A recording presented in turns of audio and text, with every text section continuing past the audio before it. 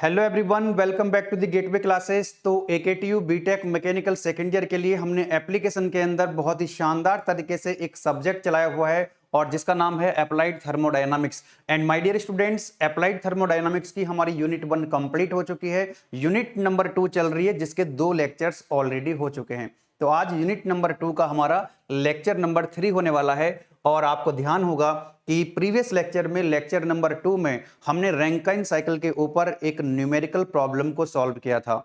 और वहां पर जो रैंकाइन साइकिल थी that was an ideal Rankine cycle. लेकिन इस लेक्चर के अंदर जो हम रैंकाइन साइकिल का न्यूमेरिकल प्रॉब्लम सॉल्व करेंगे, यहां पर मशीन एफिशिएंसी दे रखी होगी, यानी कि टरबाइन की और पंप की एफिशिएंसी यहां पर दे रखी होगी। तो इस क्वेश्चन के माध्यम से जो आपका पुराने वाले कॉन्सेप्ट्स हैं वो भी रिकॉल करेंगे, है ना, वो भी आपको पता लग जाएंगे। और बहुत सारे कॉन्सेप्ट्स आज इस न्यूमेरिकल प्रॉब्लम के माध्यम से हम समझने का प्रयास करेंगे। ठीक है, मोलर डायग्राम और स्टीम टेबल का यूज करेंगे यहां पे हम लोग। ठीक है, तो सबसे पहले क्वेश्चन को आप रीड करें केयरफुली एक बार। देखिएगा यहां पे, steam power plant operates on Rankine cycle. Rankine cycle पे स्टीम पावर प्लांट ऑपरेट कर रहा है। बहुत ही बेसिक चीजें हैं। आपने अगर 2 लेक्चर ऑलरेडी देख रखे हैं तो किसी तरह की कोई समस्या आपको नहीं आएगी। बहुत अच्छा, आप गुड फील करने वाले हैं। देखो, बोल रहा है condition of steam at inlet to the turbine is 40 bar and 400 degree Celsius. Turbine के इनलेट पर ये कंडीशन है, स्टीम की प्रेशर 40 बार है। और आपको पता है कि टरबाइन की एंट्री पे, यानी कि जो बॉयलर का प्रेशर होता है उसको हम P1 से लिखते हैं। P1 का मतलब हम लिखते हैं वहां पे किसको, बॉयलर प्रेशर को। और इनलेट कंडीशन कितनी है टरबाइन पे स्टीम की, दैट इज 400 डिग्री सेल्सियस। आगे क्या कह रहा है, द कंडेंसर प्रेशर इज 0.08 बार, यानी कंडेंसर प्रेशर को हम बैक प्रेशर भी कहते हैं। तो पीवी की वैल्यू भी आपको दे रखी है ना। कह रहा है क्वेश्चन के अंदर, बहुत ही अच्छा क्वेश्चन है, बहुत सारे कॉन्सेप्ट समझने वाले हैं यहाँ पे। देखो, इसमें 2 पार्ट में ये क्वेश्चन है। पहले पार्ट क्या कह रहा है, ए पार्ट में determine network and efficiency. Network output बताना है, एफिशिएंसी आपको बतानी है साइकिल की। Assume compression in pump and expansion in turbine are isentropic. यानी कि जो फर्स्ट वाला पार्ट है, ये तो पहले वाला जो क्वेश्चन था बिल्कुल उसी की तरह है। उतना तो काम हम यहां पे करेंगे ही करेंगे। नेक्स्ट पार्ट देखो, that is very very interesting. Next part क्या कह रहा है, if turbine and pump having 80% efficiency. यहां पर टरबाइन की और पंप की एफिशिएंसी दे रखी है 80% efficiency. Then determine percentage reduction in network and efficiency. P K Nag का एक क्वेश्चन है, पीके नाग के अंदर भी दे रखा है। आप जो भी बुक पढ़ेंगे उसमें एक क्वेश्चन मिल जाएगा। और एकेटी में कई बार ये क्वेश्चन पूछा गया है। कई बार ये बेसिक थर्मोडायनामिक्स में पूछा जाता है क्वेश्चन, और कई बार ये क्वेश्चन आपका अप्लाइड थर्मोडायनामिक्स में पूछा जाता है। तो काफी अच्छा क्वेश्चन है, बहुत अच्छा क्वेश्चन है, क्योंकि इस क्वेश्चन के माध्यम से आपको सारे कॉन्सेप्ट्स पता लग जाएंगे। ठीक है, चलो। तो नेक्स्ट यहां पर आप देख सकते हैं, ये मैंने आपको मोलर डायग्राम बताया था लास्ट टाइम भी, इस मोलर डायग्राम का हम इस्तेमाल करेंगे। ठीक है, सबसे पहले मोलर डायग्राम पता है आपको, एचएस डायग्राम। तो एक बार यहां पर मैं डायग्राम बनाता हूं आप लोगों के लिए। एचएस डायग्राम, ध्यान आ जाएगा आपको, सारे प्रोसेस रिकॉल हो जाएंगे। ठीक है, यस और नो। देखो, this is your HS diagram, मतलब एंथैल्पी वर्सेस एंट्रोपी। इसी को तो मोलर डायग्राम बोलते हो, इसी को तो बोलते हो आप लोग मोलर डायग्राम। ऐसे कुछ बनता है। चलो, तो प्रोसेस एक बार बनाते हैं। यहां पर हम रैंकाइन साइकिल बनाते हैं। 1 से 2 याद आ रहा है आइसेंट्रोपिक, देन 2 से 3 heat addition in boiler, then 3 to 4। 3 to 4 क्या होता है आपका, दैट इज टरबाइन के अंदर एक्सपेंशन। कौन सा एक्सपेंशन, आइसेंट्रोपिक। उसके बाद हीट रिजेक्शन इन कंडेंसर। ऐसे साइकिल बनती है। This is 1 2, then it is 3 and it is 4। याद आ रहा है, इट इज 4। तो ये जो साइकिल हमने बनाई है ना अभी, this is the ideal cycle, क्योंकि यहां पर क्या है आपका कंप्रेशन, यहां पे क्या है एक्सपेंशन। कंप्रेशन और एक्सपेंशन कैसे हैं, यहां पर देखो, ये कंप्रेशन और एक्सपेंशन कैसे हैं आपके, आइसेंट्रोपिक, फर्स्ट वाले पार्ट में। तो पहले फर्स्ट पार्ट को सॉल्व कर लेते हैं, उसके बाद हम वापस आएंगे सेकंड पार्ट पे, बी पार्ट पे, जो कि मोर इंटरेस्टिंग है। चलो, अब सबसे पहले आपने क्या करना, भी एफिशिएंसी निकालते हो। अब मैं, क्योंकि बेसिक चीजें पहले बता चुका हूं प्रीवियस लेक्चर में, अब थोड़ा सा, क्योंकि लास्ट टाइम मैंने काफी समय लिया था, अब मैं थोड़ा सा स्पीड को यहां पर बढ़ाने का प्रयास करूंगा। ठीक है, चलो, सबसे पहले आपको याद आ रहा होगा क्या काम करना होता है हम लोगों को। यहां पे H1 H1, H2, H3 और H4 की वैल्यू चाहिए होती है, एंथैल्पी की वैल्यू चाहिए होती है, चाहे आप स्टीम टेबल का यूज करो चाहे आप मोल डायग्राम का यूज करो। जब ये वैल्यूज आपको मिल जाती हैं तो आप कुछ भी यहां से कैलकुलेट कर सकते हैं। जैसे आप बता सकते हैं यहां पर कि टरबाइन पर कितना होगा H3 - H4, हीट रिजेक्शन कितनी हो रही होगी आपके पास H4 - H1, पंप पर कितना होता है H2 - H1 और हीट एडिशन कितना होता है H3 - H2। Ultimately H1, H2, H3 और H4 की वैल्यू आपको निकालनी है, देखनी है यहां पे। तो सीधा सीधा हम यूज करेंगे यहां पर मोलियर डायग्राम का। तो देखो H3 की वैल्यू कहां से मिल रही होगी आपको। अच्छा यहां पर जो है प्रेशर में लिख देता हूं, प्रेशर में लिख देता हूं यहां पे। ये प्रेशर होता है आपका P1 है ना, ये प्रेशर होता है आपका PB यानी कि बैक प्रेशर। कंडेंसर का जो प्रेशर होता है ये बैक प्रेशर होता है। अरे 47 कंडेंसर का पार्ट है तो इसको PB लिखते हैं, बैक प्रेशर लिखते हैं, and it is equal to 0.08 bar. 0.08 bar यहां पर आप देख सकते हैं, ये क्वेश्चन के अंदर दिया हुआ है। P1 की वैल्यू भी आपको दे रखी है, इस P1 की वैल्यू भी आपको दे रखी है। कितनी वैल्यू दे रखी है P1 की, ध्यान दीजिएगा। P1 की वैल्यू क्वेश्चन के अंदर दे रखी है, ध्यान देना कितना है। P1 is given to you that is equal to 40 bar, 40 bar आपको दिया हुआ है, राइट। ओके बता सकते हैं यहां पर टरबाइन वर्क कहां पे मिलेगा, 3 से 4 WT मिल जाएगा। हीट एडिशन कहां पे होता है, 2 से 3 कांस्टेंट प्रेशर पे, तो इसको लिखेंगे heat supply QS। Heat rejection कहां पे होगा, 4 से 1, QR मतलब हीट रिजेक्शन, और पंप वर्क कहां पे जाएगा हमारा WP यानी कि 1 से 2। ओके नाउ अब हमको सबसे पहले एक काम करते हैं, H3 की वैल्यू रीड करते हैं, सीधा मोलर डायग्राम की तरफ मूव करते हैं। मोलर डायग्राम में जाना होगा आपको। यहां पर आप देख सकते हैं ये है मोलर डायग्राम, इसको जूम करके देख सकते हैं आप, स्क्रीन को जूम कर लीजिएगा। मेरे ख्याल से दिख पा रहा है, यहां मैं देख पा रहा हूं, मुझे दिख रहा है स्क्रीन पे। बाकी थोड़ा सा फोकस करना, समझो कैसे करना है आपको। देखो भाई आपको H3 की वैल्यू चाहिए, किसकी वैल्यू चाहिए आपको, ध्यान देना, आपको चाहिए H3 की वैल्यू, ध्यान देना H3 की वैल्यू। ओके राइट, तो यहां पे टेम्परेचर कितना दिया हुआ है आपको, 400 डिग्री सेल्सियस। अरे T3 की वैल्यू कितनी है, T3 की वैल्यू है 400 डिग्री सेल्सियस। ओके और ये प्रेशर कितना है इसका, ये प्रेशर कितना है 40 बार। तो एक काम करो यहां पे 40 बार वाली लाइन को देखो। मैंने आपको बताया था ना कि ये जो हॉरिजॉन्टल लाइन है ये कांस्टेंट एंथैल्पी लाइन होती है, vertical line constant entropy line होती है। यहां पर आपको बताया था ये रेड कलर की जो लाइन है ये है आपकी कांस्टेंट ड्राइनेस फ्रैक्शन लाइन। ये जो ब्लू कलर की लाइन जा रही है ऐसे ऐसे ऐसे ऐसे ब्लू कलर की लाइन, अरे यहाँ पे देखो कांस्टेंट प्रेशर लाइन है 2 से 3 और 4 से 1। तो ये जो ऐसे लाइन चलती है ना मोले डायग्राम पे, वो कौन सी होती है, आइसोबारिक यानी कांस्टेंट प्रेशर। और ये जो ग्रीन कलर की लाइन आप देख रहे हो ये वाली, ये कांस्टेंट टेम्परेचर है। सब कुछ लिखा हुआ है इसके ऊपर, आप देख सकते हो। लास्ट टाइम मैंने पूरा डिटेल में बताया था। अब मैं सीधा प्रॉब्लम को सॉल्व करने का प्रयास करता हूं। तो यहां पर आप देखना होगा, क्या देखना होगा कि 400 डिग्री सेल्सियस और 40 बार।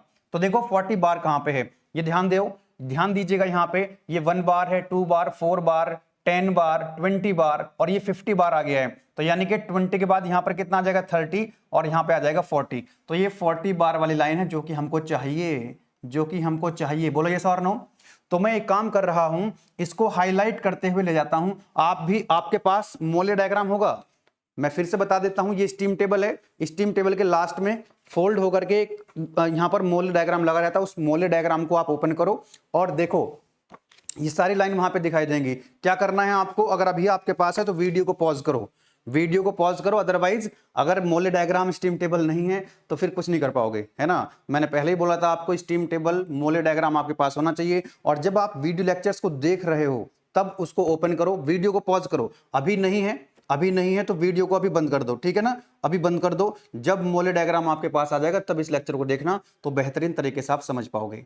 उस मोले डायग्राम को जैसे ही ओपन करोगे तो आपको एक लाइन मिल जाएगी वहां पे 40 बार की।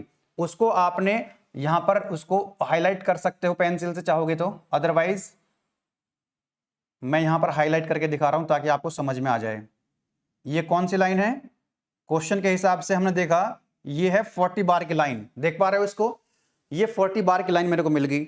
अब एक लाइन और चाहिए मेरे को, है ना, टेम्परेचर वाली। कितना टेम्परेचर था, 400 डिग्री सेल्सियस क्वेश्चन के अंदर दिया हुआ है। तो यहां पर आप देखिएगा ये है आपका 100 डिग्री सेल्सियस, 150 डिग्री सेल्सियस, इसके ऊपर वाला लाइन 250, 300, 350 एंड 400। तो ये जो देख रहे हो ये है आपका देखो 400 डिग्री सेल्सियस। तो 400 डिग्री सेल्सियस वाली जो लाइन है इसको आगे बढ़ाओ और देखो जहां पर ये कट करेगी। यस, तो देखो यहां पर इसने कट किया है। Are you getting my point? अरे चमका कि नहीं चमका? ये देखो ये पॉइंट मिल चुका है। तो इस क्वेश्चन के हिसाब से ये .3 हमको मिल चुका है। ये .3 हमको मिल चुका है तो मैं लिख दूंगा यहां पे कि ये पॉइंट मेरे को मिल चुका है पॉइंट नंबर 3। दिख पा रहे हैं आपको? यस और नो? यस, तो ये मैंने लिखा पॉइंट नंबर 3। ओके, अब आपको तो एंथैल्पी चाहिए थी ना, आपको क्या चाहिए यहां पे? एंथैल्पी। तो एक काम करो, करना क्या है आपको, इसके एंथैल्पी तो ये वाली एक्सिस होती है, ये वर्टिकल एक्सिस, तो इसके रेस्पेक्ट में आप देखो इसको जरा, यहां पे आप ना स्केल रखो, स्केल का यूज करो और यहां पर आप आ जाओगे। बोलो ये सर नो? देख पा रहे हो इसको? तो ये जो पॉइंट होगा आपका यहां पर इसके करस्पॉन्डिंग .3 के करस्पॉन्डिंग, .3 के करस्पॉन्डिंग जो एंथैल्पी आएगी ये हो जाएगी आपकी H3। बोलो यस और नो?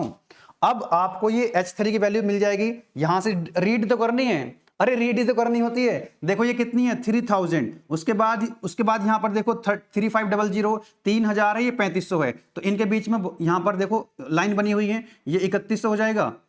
कितना है? 3000, ये 3100, ये 3200, ये 3300, 3400, ये आ जाएगा 3500। अब ये जो लाइन आप देख रहे हो ये 3100, 3200 से थोड़ा ज्यादा है, 3200 से थोड़ा ज्यादा है। तो कितना होगा अप्रोक्सीमेट? ये मेरे पास जो डेटा है इट इज 3215। तो मेरे को यहां से H3 की वैल्यू मिल जाएगी 3215। और जितनी भी वैल्यूज आपको मिलती हैं ये किलोजूल पर केजी में होती हैं। ये लिखा हुआ है यहां पे किलोजूल पर केजी, आपके मोलियर डायग्राम में लिखा होगा। H3 की वैल्यू आपको मिल चुकी है। अब H4 की वैल्यू कैसे आएगी? जरा डायग्राम देखो। H3 से जब हम 3 से 4 जाएंगे तो ये तो वर्टिकल लाइन है, ये वर्टिकल लाइन नीचे जाके कहां पर इंटरसेक्ट कर रही है? 0.08 बार प्रेशर पे। तो एक काम करो, इसको तो बनाओ वर्टिकल लाइन। यहां से आपने क्या करना चाहिए? यहां से आपको करना क्या होगा कि भाई इस लाइन को नीचे ले जाओ, इस लाइन को यहां से ले जाओ नीचे, ठीक है ना। अब ये जो इंटरसेक्ट करेगी, ये जो वर्टिकल लाइन है माय डियर स्टूडेंट्स, 3 से 4 जो वर्टिकल लाइन है, ये देखो 0.08 प्रेशर को कहां पे कट कर रही है? 0.08 प्रेशर को कहां पे कट कर रही है? तो देखो ये जो प्रेशर वाली लाइन है ये है 0.06, 0.1। ध्यान दे रहे हो? कांस्टेंट प्रेशर की बात कर रहा हूं, कंडेंसर प्रेशर जो बैक प्रेशर है यहां लिखा हुआ है 0.01 बार, 0.02 बार, उसके ऊपर 0.03 बार, 0.06 बार, फिर आ जाएगा 0.1 बार। अरे तो 0.08 कहां पे आएगा? 0.1 से पहले आएगा, तो यानी कि यहां पे कहीं रहेगी आपकी लाइन। तो इसको ऐसे ले जाओ इसके पैरेलल। तो ये 0.08 की लाइन है और ध्यान देना ये कहां पर इंटरसेक्ट करेगी इसको, ये कहां पर इंटरसेक्ट कर रही है? यहां पर कहीं इंटरसेक्ट करेगी। बोलो यस और नो? तो ये पॉइंट कौन सा आ जाएगा आपका? ये हो जाएगा आपका .4। बोलो यस और नो? तो ये पॉइंट भी आपको मिल चुका है, ये पॉइंट भी आपको मिल चुका है। तो देखो जरा, और ये कितना आ जाएगा? मैं इसके हॉरिजेंटल यहां से रीड कर लेना, यहां से रीड कर लेना, क्योंकि आपको चाहिए एंथैल्पी, क्योंकि चाहिए आपको एंथैल्पी। तो ये वैल्यू किसकी हो रही होगी मेरे पास? ये किसकी वैल्यू मिलेगी मेरे को? This is H4। Are you getting my point? बोले यस और नो? H4 की वैल्यू मिल जाएगी इसके करस्पॉन्डिंग, यहां पे H4 की वैल्यू मिल जाएगी ना, कि भाई यहां से आपने H3 मिल गया था, यहां से आपको H3 मिल जाएगा। ठीक है, चलो तो लिख लेते हैं, इसको नोट कर लेते हैं कितनी वैल्यू आ रही है हमारी। H4 की वैल्यू कितनी है? What is the value of H4? आप रीड करेंगे यहां से, देखो जरा ध्यान से, ये है 2000, ये 2100, 2200, 2300, 2400, ये है 2500। तो ये 2100 से थोड़ा ज्यादा आएगी, 2100 से थोड़ा ज्यादा आएगी, 2118 आ रही है। H4 की वैल्यू आ रही है 2118, है ना। और मैं लिख नहीं रहा इसकी हर एक यूनिट, जितनी भी एंथैल्पी मैं लिखूंगा ये सारी एंथैल्पी की जो वैल्यू होंगी वो किलोजूल पर केजी में होंगी। तो मेरे को मिल चुका है H3 मिल चुका है, H4 मिल चुका है। अब मेरे को H1 चाहिए। H1 की वैल्यू आपको डायरेक्ट मोले डायग्राम से नहीं मिलेगी, इसको हम स्टीम टेबल से ले लेंगे। देखो अगर आप H3 और H4 की वैल्यू स्टीम टेबल से अगर आप देखना चाहोगे ना तो बहुत सारी कैलकुलेशंस करनी पड़ेंगी, इसलिए अच्छा है कि मोले डायग्राम का यूज करो। लेकिन ये वाली वैल्यू आपको मोले डायग्राम से नहीं मिलेंगी, स्टीम टेबल से बहुत इजीली मिल जाएंगी। करना क्या है आपको, इस लाइन का प्रेशर कितना है? 0.08 बार। तो यहां पर आपको HF की वैल्यू देखनी है, वहां से आपको H1 की वैल्यू डायरेक्ट मिल जाएगी। ये आपके पास स्टीम टेबल है, इस स्टीम टेबल में जाना, इस स्टीम टेबल में जाना और देखना जो फर्स्ट वाला कॉलम है ना 0.08 बार सर्च करना। यस, मेरे को मिल गया है यहाँ पे 0.08 बार। तो यहाँ पर लिखूंगा मैं, यहाँ पर लिख रहा हूंगा मैं from steam table, from steam table, steam table में जाओगे और प्रेशर कितना देखोगे 0 पॉइंट, ये हो जाएगा आपका फ्रॉम स्टीम टेबल। मेरे को वैल्यू चाहिए किसकी, H1 की। देखो ये H1 है, ये मेरे को H1 चाहिए। 0.08 बार पे जो HF की वैल्यू होगी वो होगी, मैंने HG का मतलब बताया था लास्ट टाइम। HG HF ये कैसे रीड करते हैं, ईच एंड एवरीथिंग मैं बता चुका हूं प्रीवियस लेक्चर्स में। तो H1 की जो वैल्यू होगी वो HF की होगी, है ना। कितने प्रेशर पे, P is equal to 0.08 bar. तो जल्दी से हम इसको नोट कर लेते हैं स्टीम टेबल से, and that is equal to 173.9। Check कर लेना 173.9। तो मेरे को यहां से वैल्यू मिल गई है ना H1 की। अब आपको मैंने बताया हुआ है H2 की वैल्यू कैसे लाते हो। H2 को कैलकुलेट करने के लिए पहले पंप वर्क निकालना होता है हमको। और पंप वर्क कितना होगा, पंप वर्क मैंने बताया हुआ है आपको, जो WP होता है दैट इज इक्वल टू, है ना, बताया है कि नहीं कि VDP होता है, यस और नो। यहां पे V कितना होगा, VF कितने प्रेशर पे, at PB is equal to 0.08 bar, ठीक है। और ये जो चेंज इन प्रेशर है DP, ये कितना हो जाएगा, P1 यानी कि बॉयलर प्रेशर माइनस PB यानी कि बैक प्रेशर। तो वैल्यू पुट करोगे यहाँ पे, तो फिर से जाओगे 0 पॉइंट, वहीं जाओगे 0.08 बार पे, 0.08 बार पे VF की वैल्यू देखो कितनी है। VF की वैल्यू बहुत ही कम होती है, that is equal to, note कर ले रहे हो यहाँ पे 0.001008। और यहां से जो प्रेशर आएगा वो कितना आएगा, 40 बार। अरे दिया हुआ है कि नहीं क्वेश्चन के अंदर, 40 माइनस बॉयलर प्रेशर कितना है, ध्यान दीजिएगा, बॉयलर प्रेशर कितना है 40 बार और बैक प्रेशर कितना है 0.08। तो यहां पे लिखेंगे 40 माइनस 0.08 मल्टीप्लाई करेंगे 100 से, क्योंकि ये प्रेशर बार में है, क्योंकि ये प्रेशर बार में है। अरे याद है आपको, बताया हुआ है सब। 1 बार का मतलब होता है 10 की पावर 5 पास्कल, या आप कह सकते हो 1 बार का मतलब होता है 100 किलो पास्कल। तो बार को आपने किस में कन्वर्ट करोगे, पहले किलो पास्कल में। तो यहां पर मैं लिख रहा हूं उस वर्क को, पंप वर्क मेरे को मिल जाएगा यहां से जब हम सॉल्व करेंगे इसको। तो with the help of calculator इसको मैं सॉल्व करूंगा। 40 माइनस, खुद से कैलकुलेशन करनी है, अदरवाइज अभी प्रैक्टिस नहीं करोगे क्वेश्चंस को सॉल्व करने की तो एग्जाम से पहले दिक्कत होनी है, ठीक है ना। इसलिए मोले डायग्राम, स्टीम टेबल कैसे यूज करते हैं देखते जाओ। 40 माइनस 0.08 इंटू 100, और ये वैल्यू कितनी है, मल्टीप्लाई करेंगे 0.001008 से, तो अप्रोक्सीमेट 4 किलो जूल आएगा। क्योंकि आपने यहाँ पे जो प्रेशर रखा है ना, ये किलो पास्कल में रखा है। तो जब अब वॉल्यूम किस में है, वॉल्यूम तो स्टीम टेबल में आपको दे रखा है ना, किस में है, मीटर क्यूब पर केजी।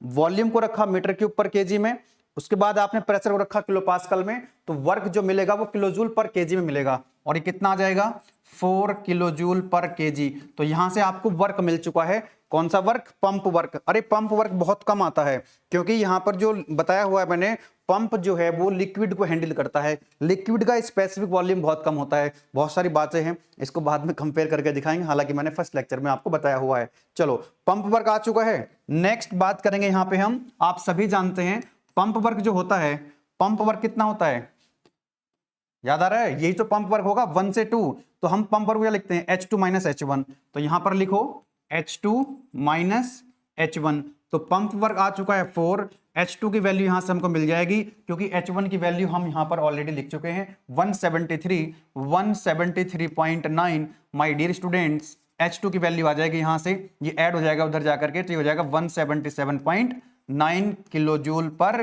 केजी। बताइए कोई दिक्कत वाली बात नहीं है, there is no problem at all. पहले भी तो इतना ये सब काम कर चुके हैं पहले। चलो अब देखो मेरे पास H1 की वैल्यू आ चुकी है, मैं यहां पर बता देता हूं कौन कौन सी वैल्यूज हमारे पास आ चुकी हैं, ध्यान देना। यहां पर हमको H3 की वैल्यू मिल चुकी है, यहां से हमको H3 की वैल्यू मिल चुकी है, यस और नो? यस, हमको H4 की वैल्यू मिल चुकी है, बहुत बढ़िया। H1 की वैल्यू भी मिल चुकी है हमको यहां से H1 की वैल्यू मिल चुकी थी, ओके। और यहां पर हमको H2 की वैल्यू भी मिल चुकी है। हमारे पास H1 है, हमारे पास H2 है, हमारे पास H3 है, हमारे पास H4 भी है, सब कुछ है। अब सीधा फॉर्मूला अप्लाई करो, heat rejection, turbine work, pump work, सब कैलकुलेशन कर लो, कोई दिक्कत वाली बात नहीं है। तो एक काम करते हैं, इसी पेज पे आ जाते हैं वापस, वहां से मैं वैल्यू रीड करूंगा, वहां से ये वैल्यू हम देखेंगे तो बता सकते हो यहां से टरबाइन वर्क कितना होगा। टरबाइन कहां पे है, यहां पे है ना 3 से 4, तो टरबाइन वर्क हो जाएगा। ये पहले वाला जो केस है ना, ये फर्स्ट वाले केस की बात चल रही है अभी। जब कैसा केस है ये, आइडियल की बात हो रही है अभी, आइडियल केस फर्स्ट वाला केस है ना। आइडियल रैंकाइन साइकिल जब मान के चल रहे हैं, जब प्रोसेस जो है ना 1 से 2 और 3 से 4 आइसेंट्रोपिक है, तब हम ये कैलकुलेशन कर रहे हैं। तो बता सकते हो यहां से WT कितना होगा, what is the value of WT, that is H3 minus के H4। तो WT यहां से वैल्यू पुट करेंगे, अब हम यहां से वैल्यू पुट करते जाएंगे, H3 H4, तो 32 15 माइनस 21 18, 32 15 माइनस 21 18, तो मेरे को यहां से WT मिल जाएगा, है ना। और ये कितना आएगा, 32 15 माइनस 21 18, खुद से सॉल्व करना, 1097 और यूनिट क्या है, किलोजूल पर केजी। यूनिट क्या है, किलोजूल पर केजी। बताइए कोई दिक्कत। WT कितना होगा, अरे H3 माइनस H2। उसके बाद हीट रिजेक्शन की बात कर लो जरा, हीट रिजेक्शन कितना हो रहा है। अगर मान लो कल के दिन को आपसे हीट रिजेक्शन पूछ लिया, तो अभी तो हमको एफिशिएंसी निकालनी है और नेटवर्क निकालना है। मैं सारे पैरामीटर्स कैलकुलेट करके दिखा रहा हूं, कल के दिन को कुछ भी अगर आपसे पूछेगा तो सब कुछ बता देना, है ना। तो H4 माइनस H3 क्या हो जाएगा, हीट रिजेक्शन, है ना। तो यहां पर लिखेंगे heat rejection QR is equal to H4 minus के H1। तो बता सकते हो H4 की वैल्यू कितनी है, what is the value of H4, that is 21 18 minus H1 की वैल्यू कितनी थी, H1 की वैल्यू थी आपकी 173.9। तो आपको यहां से हीट रिजेक्शन मिल रहा होगा 21 18 है ना, 21 18 minus 173.9, so it is coming out 1944.1। Unit क्या है, किलो जूल पर केजी। तो आपको यहां से हीट रिजेक्शन भी मिल गया, है ना। हालांकि पूछा नहीं है, लेकिन हमने बता दिया, फिर भी आपको कैलकुलेट कर दिया है, कल के दिन को पूछेगा तो कोई दिक्कत नहीं होनी चाहिए। नेक्स्ट क्या आता है आपका, पंप वर्क। ऑलरेडी हम निकाल चुके हैं, ऑलरेडी हम बता चुके हैं कि पंप वर्क की जो वैल्यू आई है that is equal to 4 kilo joule per kg. Then उसके बाद क्या है आपका, हीट रिजेक्शन है ना। उसके बाद क्या है, हीट रिजेक्शन है, yes heat rejection, sorry heat rejection नहीं, हीट रिजेक्शन तो कैलकुलेट कर चुके हैं। हीट एडिशन, हीट एडिशन कितना होगा, बॉयलर में 2 से 3 हीट एडिशन होता है, तो H3 माइनस H2। तो हीट एडिशन को हम लिखते हैं QS, यानी कि heat supply, that is H3 minus H2। बता सकते हो H3 की वैल्यू कितनी थी, H3 की वैल्यू थी 32 15 और H2 की वैल्यू कितनी आई थी, H2 की वैल्यू कहां पे है, हाँ जी ये रही H2 की 177.9, वैल्यू पुट करो 177.9। तो यहां से हमको मिल रहा होगा heat addition in the boiler, heat supply, और कितना आ जाएगा ये 32 15 minus 177.9, it is coming out 3037.1। Unit क्या होगी, किलो जूल पर केजी। यहां तक कोई दिक्कत नहीं होनी चाहिए। अगर दिक्कत आ रही है किसी को, अगर किसी भी पर्सन को दिक्कत आ रही है, तो प्रीवियस 2 लेक्चर्स देख लो, एकदम गजब का फील आएगा, कोई दिक्कत नहीं आएगी। चलो आगे बढ़ा जाए। अब हमको क्या करना है, W नेट निकालना है, नेटवर्क आउटपुट कितना होगा, क्योंकि इसने क्या पूछा था, डिटरमाइन नेटवर्क, नेटवर्क कितना होता है, साइकिल का नेटवर्क कितना है। So W net is equal to, first part की बात हो रही है, W नेट कितना आएगा, W नेट होता है आपका WT माइनस के WP, कि भाई वर्क कहां पे मिल रहा है हमको, वर्क मिलता है टरबाइन से, तो पॉजिटिव वर्क है WT, पंप को वर्क देना पड़ता है तो WP, है ना। तो नेट कितना मिलेगा हमको, जितना मिला माइनस जितना दिया, तो WT माइनस WP, तो बता सकते हो WT की वैल्यू कितनी है हमारे पास 1097 और WP की वैल्यू कितनी है 4। तो माय डियर स्टूडेंट्स, तो यहां से आपने कैलकुलेट कर लेना होगा कि W नेट जो है वो कितना आ जाएगा, इसमें से 4 माइनस करो तो 1093, बोलो यस और नो। 1093 के अप्रॉक्स ये वैल्यू आ रही होगी, मैं चेक कर लेता हूं यहां पे कितना आ रहा है 1093, absolutely correct, absolutely correct, yes.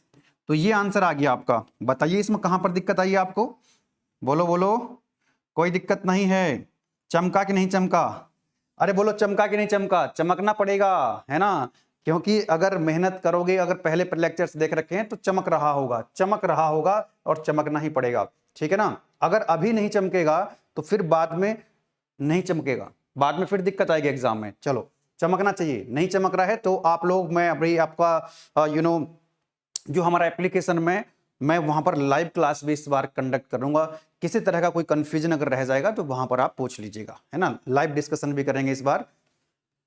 अब देखिए हमारा एक आंसर आ चुका है। नेक्स्ट हम बात कर रहे होंगे यहां पे एफिशिएंसी की, बात कर रहे हैं यहां पे एफिशिएंसी। तो बताओ जरा एफिशिएंसी क्या होता है, साइकिल की एफिशिएंसी, साइकिल की एफिशिएंसी क्या होती है, that is equal to W net upon heat supply. W net कितना है, W नेट है 1093 और हीट सप्लाई कितना है, ये देखो हीट सप्लाई की वैल्यू कितनी आई थी 3037.1। इसको जरा सॉल्व कर लो तो यहां से आपको एफिशिएंसी मिल जाएगी and it will be equal to 1093 upon answer, ये मेरे पास पहले से था, so it is coming out 0.359, 0.359 या हम कह सकते हैं 35.9%। लो जी, एफिशिएंसी भी आ गई। हमारा जो फर्स्ट पार्ट है एक तरह से हम कह सकते हैं कि एक पूरा क्वेश्चन 10 नंबर का हमने सॉल्व कर लिया है, एक पूरा 10 नंबर का क्वेश्चन हमने यहां पर सॉल्व कर लिया है, ठीक है, क्योंकि इसके जो प्रीवियस वाला क्वेश्चन था ना वो इतना ही था, वो इतना ही था। हालांकि इसमें हम, मैं अभी बताऊंगा आपको और भी कुछ पैरामीटर्स, जैसे स्पेसिफिक स्टीम कंजम्पशन कैसे कैलकुलेट करते हैं, हीट रेट का फॉर्मूला आपको बताऊंगा, उसको भी कैलकुलेट करेंगे, वर्क रेशियो और बैक वर्क रेशियो भी मैं इस क्वेश्चन में सॉल्व कराऊंगा। मैंने पहले बोला था कि इस क्वेश्चन के अंदर ढेर सारे कॉन्सेप्ट्स हम सीख जाएंगे, ढेर सारे कॉन्सेप्ट्स हम सीख जाएंगे। कुछ भी क्वेश्चन पूछेगा रैंकाइन साइकिल से related, then you will be in the position to solve that question, ठीक है। चलो ये फर्स्ट पार्ट हमारा सॉल्व हो चुका है। अब देखो इसमें क्या नया है, जो नेक्स्ट वाला पार्ट है, क्या बोल रहा है नेक्स्ट वाले पार्ट में आपसे, कि नेक्स्ट वाले पार्ट में अभी तो देखो ये आइडियल केस है, अभी तो जब हमने ये मान लिया कि कंप्रेशन और एक्सपेंशन जो है वो आइसेंट्रोपिक हैं, यानी कि आइडियल के केस में आया ये सारी कहानी, ये सारी कहानी किसकी है, ये आइडियल केस, यानी कि जो W नेट आया है ना ये आइडियल केस में आया है, W नेट आइडियल। एफिशिएंसी भी कैसी आई है, आइडियल वाली आई है। आइडियल केस में नेटवर्क आउटपुट और एफिशिएंसी हमने कैलकुलेट कर ली है। आप चाहो तो आप बोलते बाद में स्क्रीनशॉट लेने का समय नहीं मिलता है तो आप इसका स्क्रीनशॉट भी ले सकते हो, नो प्रॉब्लम एट ऑल। ये आइडियल नेटवर्क साइकिल का आइडियल नेटवर्क हम कैलकुलेट कर चुके हैं, एफिशिएंसी हम कैलकुलेट कर चुके हैं। नाउ अब हमको बात करनी है, देखो सेकंड वाला जो पार्ट है, if turbine and pump having 80% efficiency then determine percentage reduction in network and efficiency. ये कह रहा है कि अगर आइसेंट्रोपिक कंप्रेशन ना हो पंप के अंदर, आइसेंट्रोपिक एक्सपेंशन ना हो किसके अंदर, टरबाइन के अंदर, मतलब प्रोसेस जो है ना आइडियल नहीं है, आइसेंट्रोपिक नहीं है, तो कैसे हैं, एक्चुअल हैं, यानी कि इरिवर्सिबल हैं। और ये थर्मोडायनामिक्स में बताया था आपको, बोलो यस और नो, कि भाई अगर आइसेंट्रोपिक मतलब आइडियल, आइसेंट्रोपिक मतलब आइडियल, इस बार पंप की एफिशिएंसी दे रखी है, टरबाइन की एफिशिएंसी दे रखी है, इसका मतलब आइसेंट्रोपिक पंपिंग नहीं है, आइसेंट्रोपिक एक्सपेंशन नहीं है टरबाइन के अंदर, है ना। तो डायग्राम एक्चुअल में कैसा बनेगा वो आप देखो जरा यहां पे एक बार। तो यहां पे मैं दिखा रहा हूं आपको कि भाई पंप के अंदर और टरबाइन के अंदर आइसेंट्रोपिक केसेस नहीं है इस बार, ये कांस्टेंट प्रेशर वाली लाइन आगे बढ़ जाएगी, ठीक है। तो मैं डिफरेंट कलर से दिखा रहा हूं यहां पे, क्योंकि ये जो प्रोसेस है ये तो आइसेंट्रोपिक प्रोसेस है, अगर आइसेंट्रोपिक नहीं होगा तो एक्चुअल में कैसा होगा, एंट्रोपी बढ़ेगी, इसमें तो एंट्रोपी कांस्टेंट है, तो एंट्रोपी एक्सिस तो ये है, तो उधर की तरफ जाएगी लाइन। एक्चुअल में जो प्रोसेस होगा वो कुछ ऐसे होगा, बोलो यस और नो। एक्चुअल में जो प्रोसेस होगा वो कैसा होगा, वो ऐसा होगा, कुछ कुछ ऐसा, यानी कि जो 4 है ना, ये 4 डैश बन जाएगा, ये 4 डैश बन जाएगा, बोलो यस और नो। इसी तरह से 1 से 2 क्या है, आइसेंट्रोपिक कंप्रेशन है, किसके अंदर, पंप के अंदर, लेकिन एक्चुअल में क्या होगा, एंट्रोपी बढ़ेगी। एक्चुअल इरिवर्सिबल प्रोसेस का मतलब है एंट्रोपी बढ़ती है, तो एंट्रोपी तो उधर की तरफ बढ़ेगी। तो देखो ये जो 3 से 4 हम सीधे सीधे नीचे आ गए थे, लेकिन एंट्रोपी बढ़ रही है, तो देखो 3 से 4 डैश में एंट्रोपी बढ़ी कि नहीं बढ़ी, बताओ फाइनल एंट्रोपी पहले से ज्यादा है कि नहीं है भाई। S4 डैश की वैल्यू, S4 डैश की वैल्यू क्या S4 से ज्यादा है, यही तो एक्चुअल प्रोसेस है। अगर S3 और S4 क्या होते, सॉरी S3 S4 क्या थे, बराबर थे, लेकिन इस बार क्या है, S3 जो है ना, या ऐसे भी कह सकते हैं आप इसको कि S4 डैश की वैल्यू, यानी कि पहले क्या था, S4 S3 के बराबर था, S3 S4 बराबर थे, और इस बार क्या हो चुका है आपका, जो आपका S4 डैश है वो S3 से ज्यादा है। मैंने लिख के दिखा दिया, यहां पे कोई प्रॉब्लम वाली बात नहीं है। अब देखो यहां पर 1 से 2 में क्या हो रहा है, आइसेंट्रोपिक कंप्रेशन, एंट्रोपी बढ़ेगी, एक्चुअल में एंट्रोपी बढ़ेगी क्योंकि एफिशिएंसी दे रखी किसकी, अगर देखो टरबाइन की और पंप की एफिशिएंसी दे रहा है ना, इसका मतलब he is talking about actual process, irreversible process, irreversible process, तो एंट्रोपी बढ़ेगी। तो देखो ये प्रोसेस ऐसा बनेगा आपका, पिंक कलर से जो दिखाया है, तो पॉइंट जो 2 है वो 2 डैश हो जाएगा। तो देखो जरा ध्यान से, पहले S1 S2 के बराबर था कि नहीं था, S1 S2 के बराबर था, आइसेंट्रोपिक कंप्रेशन है। इस बार जो S2 डैश है क्या वो S2 से बराबर है, हाँ जी, तो हम ये कह सकते हैं जो S2 डैश है वो S1 से बराबर है, यस और no. Yes my dear students, अब एक कॉन्सेप्ट मैं आपको बताता हूं, यहां पे एक कॉन्सेप्ट मैं यहां पर आपको बता देता हूं, उसके बाद प्रॉब्लम को सॉल्व करेंगे। क्वेश्चन समझ में आ रहा है ना। दूसरे वाले केस में कह रहा है कि अगर प्रोसेस आइडियल ना होकर के एक्चुअल हो जाएंगे तो क्या होगा, एफिशिएंसी घटेगी, यस घटेगी, बिल्कुल घटेगी। तो कितना परसेंट एफिशिएंसी घट जाएगी, जो नेटवर्क है वो घटेगा कि नहीं घटेगा, तो कितना परसेंट नेटवर्क घट जाएगा।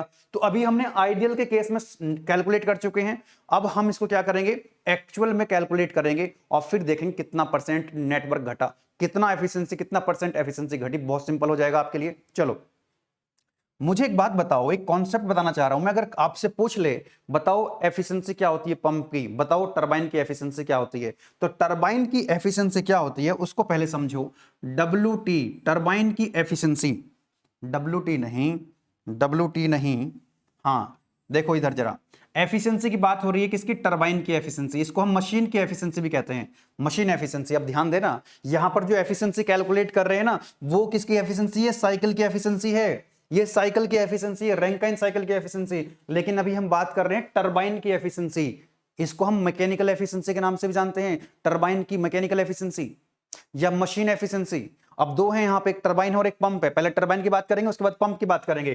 तो टरबाइन का जो, टरबाइन से वर्क मिलता है हमको, टरबाइन से वर्क मिलता है, turbine is a work producing device. तो एक बात बताओ, आइडियल में ज्यादा वर्क मिलेगा, आइडियल मतलब आइसेंट्रोपिक, और एक्चुअल में वर्क कम मिलता है, एक्चुअल में कम वर्क मिलता है, फ्रिक्शन लॉस हो जाते हैं, एक्चुअल में वर्क कम मिलता है। तो यानी कि ये हो जाएगा WT, यानी कि एफिशिएंसी टरबाइन की कितनी हो जाएगी, WT actual, WT actual upon WT isentropic, isentropic मतलब मैंने लिख दिया एंट्रोपी, मतलब एंट्रोपी कांस्टेंट है, यानी कि ये कौन सा वर्क है आपका, ये आइडियल वर्क है, ये मैक्सिमम वर्क है, आइसेंट्रोपिक वर्क है, ये होगा। चलो एक्चुअल में वर्क कितना है बता सकते हो, एक्चुअल में कितना वर्क है, H3 माइनस H4 डैश, ध्यान दो, H3 माइनस के H4 dash upon, upon maximum कितना था, आइडियल केस में कितना था, H3 माइनस H4, तो नीचे आ जाएगा H3 माइनस के H4। कोई दिक्कत यहां तक नहीं होनी चाहिए। नेक्स्ट देखो जरा, इसी तरह से देखो पंप की एफिशिएंसी, WP, अरे WP की बात कर रहे हैं इस बार हम, लेकिन पंप को तो वर्क देना पड़ता है, pump is a work consuming device, work, pump is a power, pump is a power consuming device, ये पावर को कंज्यूम करता है, तो इसको वर्क देना पड़ेगा। टरबाइन से वर्क मिल रहा था, तो टरबाइन से जब वर्क मिल रहा था तो एक्चुअल में कम मिलेगा, लेकिन पंप को वर्क देना पड़ रहा है, तो एक्चुअल में पंप को वर्क ज्यादा देना पड़ेगा, क्योंकि फ्रिक्शन है ना, जितना वर्क से काम जो देखो आइडियल केस में कितना था वर्क, पंप का वर्क H2 माइनस H1, कम वर्क देना पड़ेगा क्योंकि फ्रिक्शन नहीं है, आइडियल प्रोसेस है। लेकिन एक्चुअल में क्या है, फ्रिक्शन है, इरिवर्सिबल प्रोसेस है, तो ज्यादा वर्क देना पड़ेगा। जब वर्क मिलता है तो एक्चुअल में कम मिलता है, और जब वर्क देना पड़ता है तो एक्चुअल में ज्यादा देना पड़ता है। जब वर्क मिलता है तो एक्चुअल में कम मिलता है, जब वर्क देना पड़ता है तो एक्चुअल में ज्यादा देना पड़ता है। तो इसका देखो कितना हो जाएगा, तो हो जाएगा आपका W, ऊपर क्या आएगा यहां पे WT, सॉरी इसको मैंने एफिशिएंसी लिखनी है ना, एफिशिएंसी लिख रहा हूं यहां पे मैं ना, एफिशिएंसी टरबाइन की, अब मैं लिख रहा हूं एफिशिएंसी पंप की। कितना हो जाएगा यहां पे, तो WT टरबाइन ऊपर एक्चुअल था, इस बार WP जो आएगा वो आइसेंट्रोपिक यानी आइडल ऊपर आएगा, और WP एक्चुअल नीचे आएगा क्योंकि पंप को वर्क ज्यादा देना पड़ेगा। तो बता सकते हो यहां पे कितना हो जाएगा, पंप की एफिशिएंसी कितनी हो जाएगी, आइसेंट्रोपिक केस में कितना था H2 minus H1, H2 minus H1, और नीचे कितना आ जाएगा, कितना वर्क देना पड़ा एक्चुअल में, यानी कि H2 dash minus H1, H2 dash minus H1। ये होगी हमारी किसकी एफिशिएंसी, टरबाइन की एफिशिएंसी। और पंप की एफिशिएंसी अगर अलग से क्वेश्चन पूछ लेता है, define the turbine efficiency, define pump efficiency, machine efficiency, तो ये होगा आपका टरबाइन में एक्चुअल अपॉन आइसेंट्रोपिक, और पंप में आइसेंट्रोपिक अपॉन एक्चुअल। चलो आ जाओ आगे।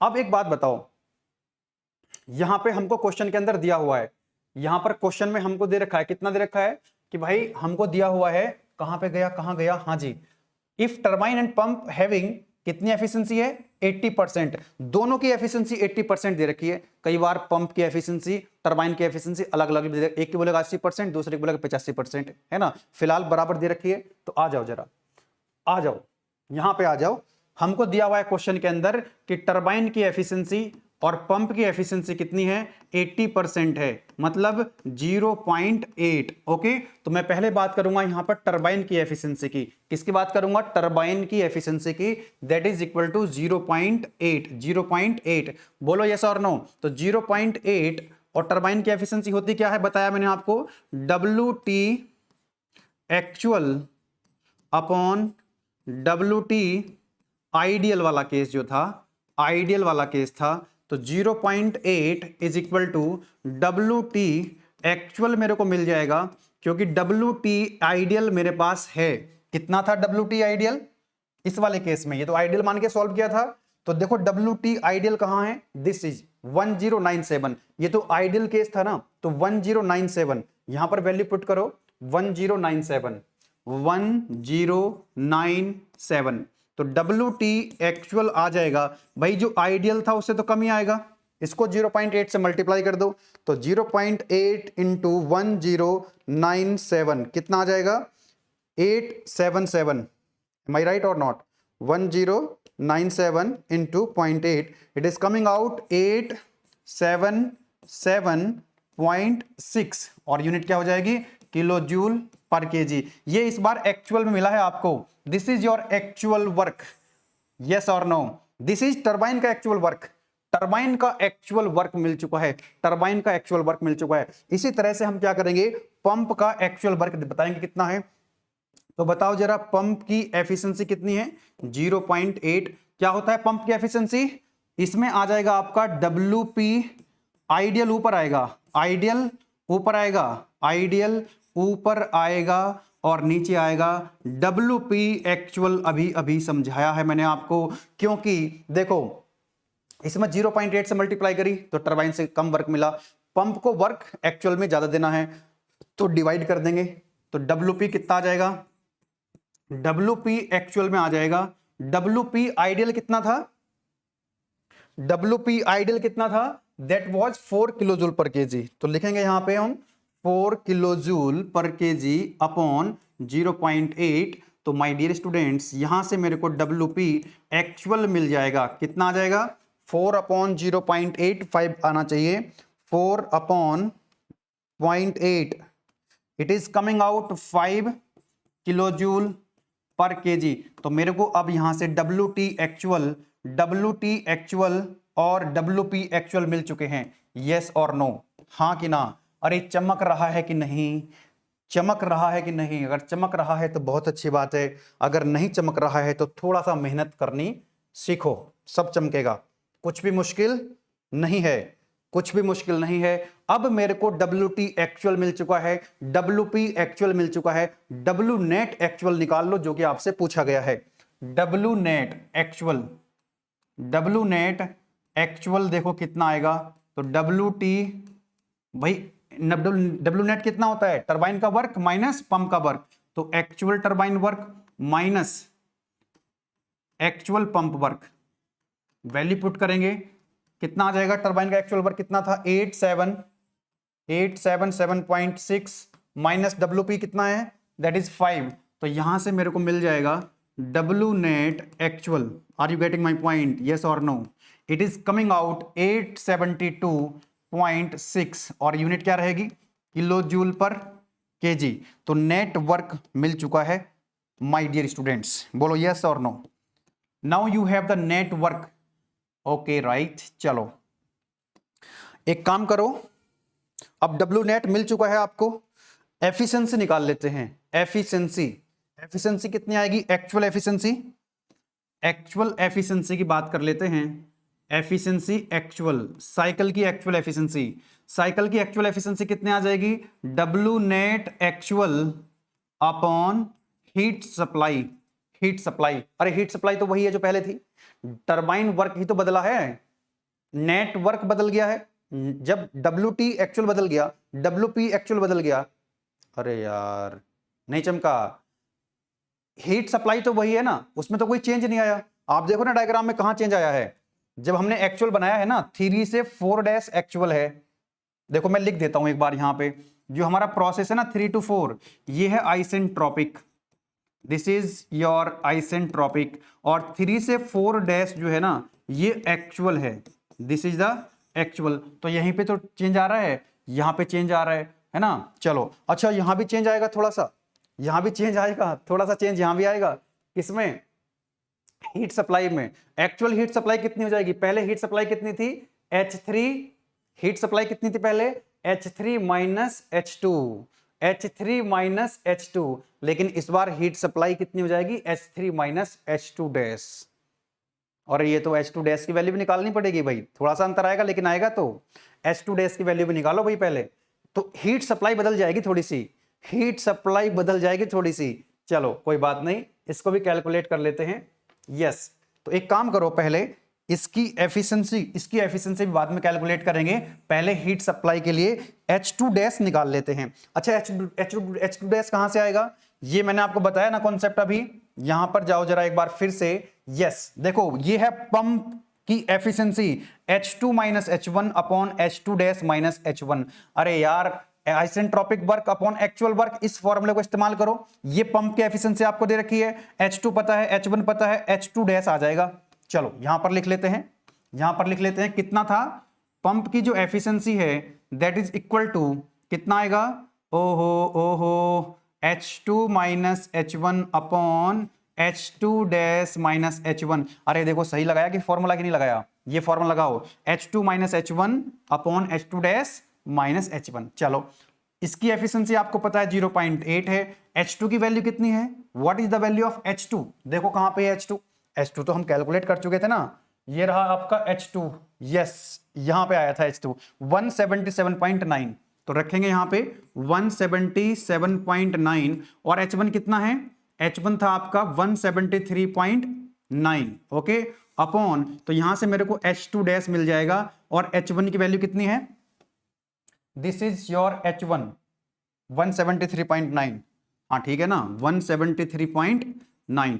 तो इसको आपने सॉल्व कर लो और H2 डैश की वैल्यू मिल जाएगी आपको, and it will be equal to, इसको जब माइनस करोगे तो ये बचेगा आपके पास 4, है ना? 4 अपॉन 0.8, 5 आया था, 5 में ये ऐड कर दो, 5 plus 173.9, it will be equal to 178.9 kilo joule per kg. बहुत बढ़िया, मतलब ये एक ऐसा क्वेश्चन है ना, इसमें बहुत सारे कॉन्सेप्ट्स कवर हो रहे हैं। मैंने पहले ही बोला था इसमें दुनिया भर के कॉन्सेप्ट्स आ जाएंगे, इसके अलावा क्या ही बचेगा, इसमें कुछ भी नहीं बचेगा। ठीक है, अब मेरे को H2 डैश मिल चुका है। अब मेरे को जैसे हमने ये देखो हमने क्या करा, यहाँ पे हमने एक्चुअल टरबाइन वर्क निकाला, एक्चुअल पंप वर्क निकाला। अब हम एक्चुअल हीट सप्लाई निकालेंगे, क्योंकि हीट सप्लाई भी कम हो चुकी है, हीट सप्लाई भी कम हो चुकी है। देखो पहले कितनी थी हीट सप्लाई आइडियल केस में, H3 माइनस H2, अब हो चुकी है H3 minus H2 dash. H2 dash की वैल्यू चाहिए थी, वो हमने कैलकुलेट कर लिए। अब हम एक काम कर लेते हैं, यहां से जल्दी से हीट सप्लाई लिखते हैं कितना है। हीट सप्लाई एक्चुअल में कितनी आई है, एक्चुअल की बात हो रही है, पार्ट बी में एक्चुअल की बात हो रही है, and that is equal to H3 minus H2 dash. बोलो यस और नो। H3 की वैल्यू कितनी है, H3 की वैल्यू तो हमारे पास ऑलरेडी है, ये रही है H3 3215 माइनस H2 डैश 178.9। तो मेरे को यहां से QS हीट सप्लाई एक्चुअल मिल जाएगी। एंड इसको जब आप सॉल्व करेंगे with the help of calculator, 3215 minus 178.9, so it will be equal to 3036 kilo joule per kg. अरे यार बहुत ज्यादा अंतर नहीं आएगा, लेकिन जब क्वेश्चन में बोल रहा है एक्चुअल की बात हो रही है तो एक्चुअल तो कैलकुलेट करना पड़ेगा ना, वो तो एक्चुअल की बात बोल दी तो करना पड़ेगा, भले ही कैलकुलेशन बहुत ज्यादा डिफरेंस ना आए। अब मेरे को यहां पर हीट सप्लाई मिल चुकी है एक्चुअल।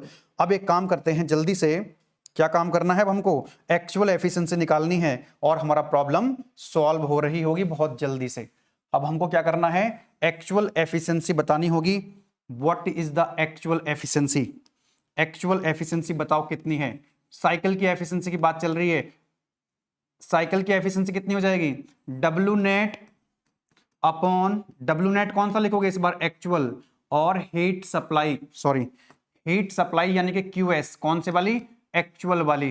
तो बताओ यहां से डब्ल्यू नेट कितना आया था एक्चुअल में, 872.6, 872.6, और QS एक्चुअल कितना है 3036.1। जरा इसको सॉल्व कर लें और बताएं एफिशिएंसी कितनी आ रही है, what is coming out efficiency. So it is equal to 872.6 upon 3036.1। Okay, it is coming out to 0.287, 0.287, यानी कि एक्चुअल एफिशिएंसी आ जाएगी 28.7%। हमने क्या करा, फर्स्ट वाले पार्ट को सॉल्व कर लिया, फिर सेकंड वाले पार्ट को सॉल्व कर लिया। अब क्वेश्चन एक बार फिर से सुन लो जरा ध्यान से। जब हमने 1 से 2 और 3 से 4 isentropic compression in the pump and isentropic expansion in the turbine को आइसेंट्रोपिक माना, मतलब वो आइडियल केस था, हमने नेटवर्क निकाल लिया, हमने एफिशिएंसी निकाल ली आइडियल वाली। अब हमने क्या करना है, दूसरे पार्ट में आइसेंट्रोपिक एफिशिएंसी दे रखी थी, किसकी, isentropic efficiency of pump, isentropic efficiency of turbine, जिसको हम मशीन एफिशिएंसी भी कह सकते हैं।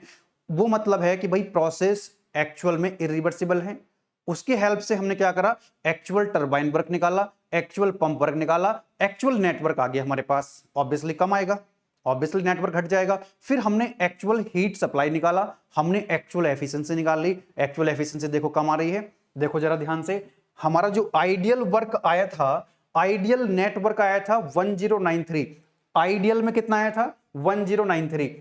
तो अब हमारा देखो कितना आ रहा है एक्चुअल में, एक्चुअल में कितना आ रहा है नेटवर्क, एक्चुअल नेटवर्क आ रहा है हमारा 872.6, घट गया है। तो कितना परसेंट घट गया, यही तो पूछ रहा है, परसेंटेज रिडक्शन कितना हुआ नेटवर्क में। अब देखो एफिशिएंसी कितनी आई थी हमारे पास, आइडियल केस में एफिशिएंसी आई थी 35.9% और एक्चुअल में कितनी आ रही है 28.7% एफिशिएंसी घट गई है। तो कितना परसेंट एफिशिएंसी घट गई है, ये तो कैलकुलेशन कर ही सकते हो यार, रीजनिंग का बहुत ही बेसिक सा क्वेश्चन है ना, 7वीं 8वीं क्लास का बच्चा कर लेगा इसको।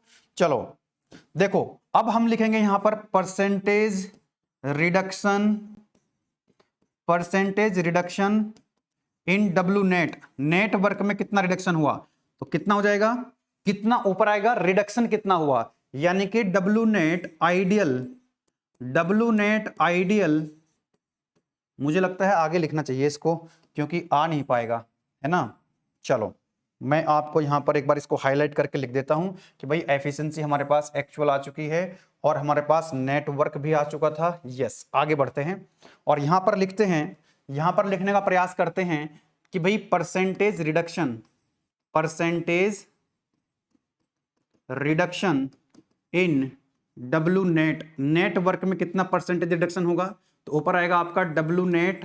आइडियल में कितना था, आइडियल केस में पहले वाले केस में कितना था, आइडियल केस में कितना था पहले वाले केस में, माइनस एक्चुअल में कितना है, डब्ल्यू नेट एक्चुअल में कितना आया है, ठीक है ना, यही तो आएगा परसेंटेज रिडक्शन। और नीचे क्या आएगा कि भाई पहले कितना था, पहले कितना था, डब्ल्यू नेट अप आइडियल।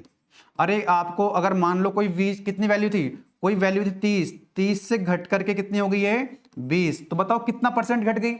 पहले वैल्यू 30 थी और बाद में वैल्यू कितनी होगी 20, तो बताओ कितना परसेंट रिडक्शन हो गया, इसमें कितना परसेंट रिडक्शन हो गया।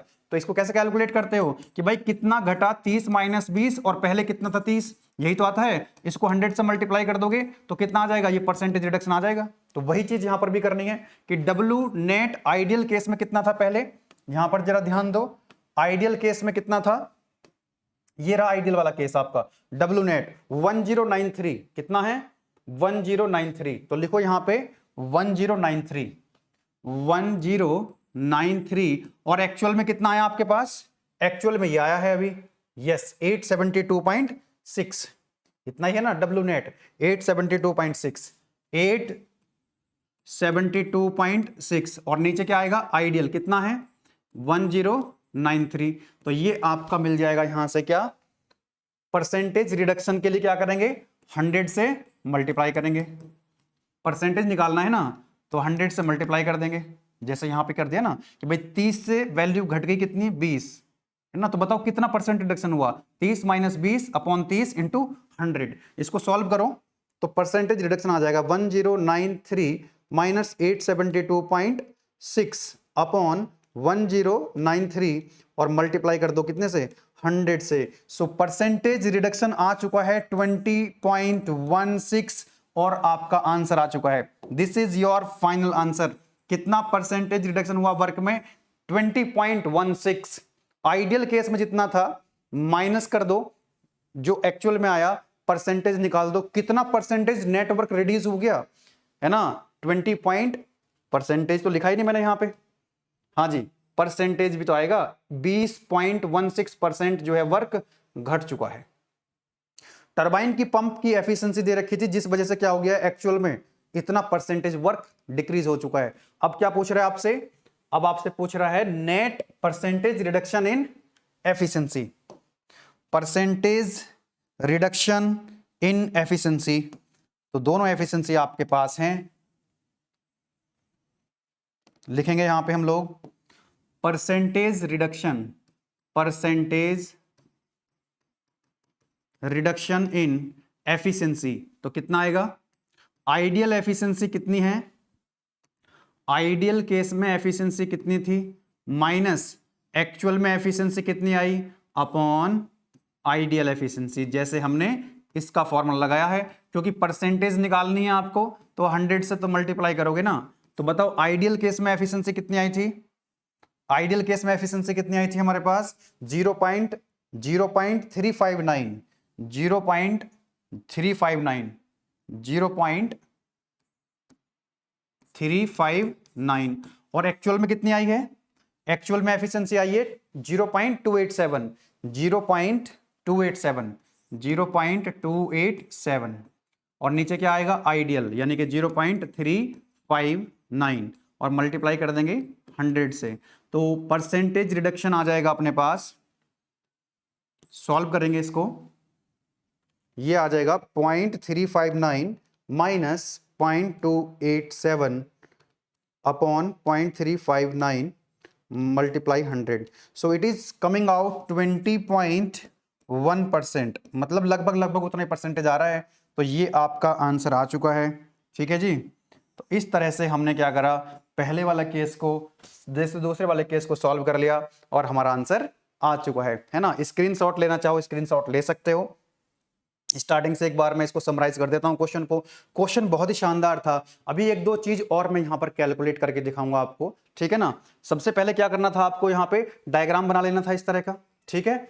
आपको H3 H4 H1 H2 ideal case में स्टीम टेबल का यूज करके, मोलर डायग्राम का यूज करके ये वैल्यू निकाल लेनी है। फिर उसके बाद आपने turbine work, pump work, heat rejection, heat addition सब निकाल लो। फिर आइडियल केस में एफिशिएंसी आपके पास आ जाएगी। फिर उसके बाद आपको दे रखी है पंप की एफिशिएंसी, टरबाइन की एफिशिएंसी। तो ये ऐसे करके आपने इसका फॉर्मूला का यूज करो, actual turbine work, actual pump work, actual heat addition निकालो, तो फिर एक्चुअल नेटवर्क आ जाएगा, एक्चुअल हीट और एक्चुअल आपके पास में क्या आ जाएगी, एफिशिएंसी आ जाएगी। तो कितना परसेंट घट जाएगी, कितना परसेंट नेटवर्क घट जाएगा, एफिशिएंसी कितना परसेंट घट जाएगी, वो आपने यहां पर कैलकुलेट कर लिया है। अगर आपसे ये पूछ लिया जाए, अगर आपसे ये पूछ लिया जाए कि स्पेसिफिक स्टीम कंजम्पशन कितना होगा, तो वो भी कैलकुलेट कर सकते हैं कि नहीं। स्पेसिफिक स्टीम कंजम्पशन कल के दिन को अगर पूछ लिया, स्पेसिफिक स्टीम कंजम्पशन होता है आपका 3600 अपॉन डब्ल्यू नेट, यही तो फॉर्मूला होता है। और यूनिट क्या होती है, kg per kilowatt hour. Yes और no, are you getting my point. तो अगर आपको स्पेसिफिक स्टीम कंजम्पशन एक्चुअल में चाहिए, एक्चुअल में चाहिए, तो यहां पर डब्ल्यू नेट एक्चुअल रख देंगे, डब्ल्यू नेट एक्चुअल रख देंगे। अगर आपको आइडियल केस में चाहिए था तो यहां पर डब्ल्यू नेट आइडियल वाला रख देते, फर्स्ट वाला केस। सेकंड वाले केस के हिसाब से अगर हम देखें तो ये कितना हो जाएगा, 3600। डब्ल्यू नेट एक्चुअल कितना आया था अपने पास, डब्ल्यू नेट एक्चुअल आया था 872.6, 872.6। इसको जब आप सॉल्व करेंगे तो आपको ये मिल जाएगा 3600 upon 872.6, so it is coming out 4.125 और यूनिट क्या होती है इसकी, केजी पर किलोवाट आवर। ये मैं ऑलरेडी आपको बता चुका हूं, इसमें कुछ भी नया नहीं है। ये फॉर्मूला तो मैं आपको पहली क्लास में बता चुका हूं कि इस तरह से हम स्पेसिफिक स्टीम कंजम्पशन यानी कि स्टीम रेट को कैलकुलेट कर सकते हैं। नेक्स्ट आपसे क्या पूछ सकता है, वर्क रेशियो कितना होगा, वर्क रेशियो क्या पूछ लेगा आपसे, वर्क रेशियो या हीट रेट। हीट रेट अगर आपसे पूछ लेगा तो कैसे कैलकुलेट करोगे, हीट रेट, हीट रेट क्या होता है, that is equal to 1 upon efficiency. तो ये तो आपको एफिशिएंसी पहले से पता है, एक्चुअल एफिशिएंसी यहां पर रख दो तो हीट रेट मिल जाएगा, पहले भी कैलकुलेट कर चुके हैं। नेक्स्ट आपसे क्या पूछ सकता है, आपसे पूछ सकता है वर्क रेशियो कितना होता है। वर्क रेशियो क्या होगा इसका, वर्क रेशियो, तो वर्क रेशियो का जो फॉर्मूला होता है that is equal to net work, ऊपर आ जाएगा आपका नेट वर्क, तो एक्चुअल में निकाल लेते हैं, एक्चुअल में नेट वर्क कितना है, अपॉन नीचे टरबाइन का जो एक्चुअल वर्क है वो आ जाएगा। अगर हम एक्चुअल केस की बात करें, अगर वर्क रेशियो आपको निकालना होगा आइडियल केस में, तो यहां पर आइडियल नेटवर्क आ जाएगा और नीचे आइडियल टरबाइन वर्क आ जाएगा। ऊपर नेट वर्क आता है और नीचे टरबाइन का वर्क आता है, तो बता सकते हो नेट वर्क कितना है अपना 872.6, इतना ही है ना, 872.6। और टरबाइन वर्क कितना है, एक्चुअल में टरबाइन का वर्क कितना आया था वो देख लेते हैं।